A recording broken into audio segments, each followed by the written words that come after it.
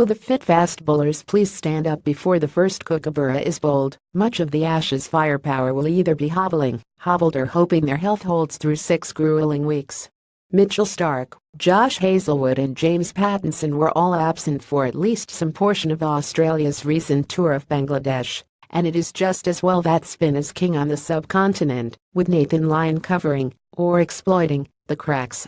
Ironically, Pat Cummins, who returned to Test cricket this year for the first time in nearly 2,000 injury-ridden days, was the only paceman left standing able to hold down an end for the spinners. England's camp is not faring much better. Jimmy Anderson may be as fit as a fiddle, but even fiddles break over constant use.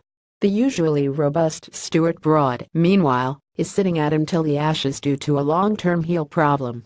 Ben Stokes and Chris Woakes are habitual injury concerns. Such are the perils of being all-rounders, and Mark Wood quite literally put his foot in it after claiming his shoes led to the bruised heel that ruled him out for much of the summer. Even if he sorts out his kicks in time for the winter, we've been here before with the super-fast, super-fragile Wood.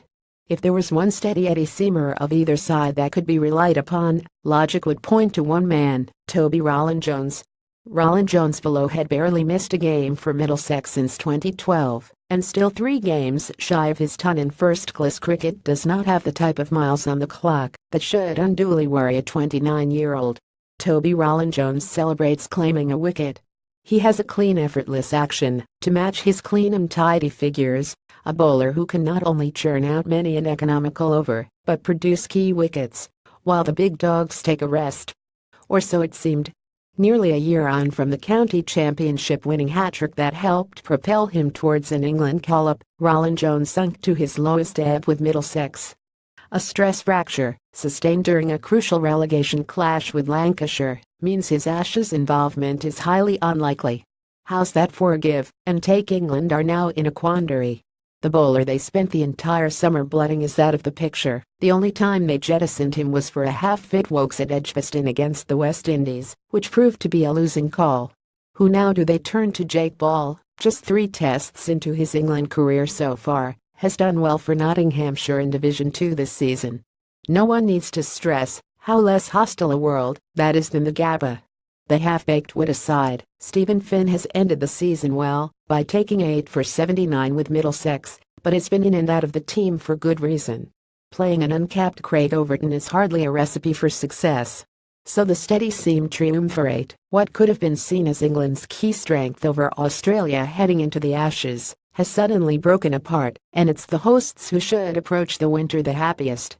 Pat Cummins, at least Australia's own fast bowling trio, has spent much of the last few months recuperating and healing any other complaints ahead of such an arduous slate, while Anderson and Broad have been toiling away.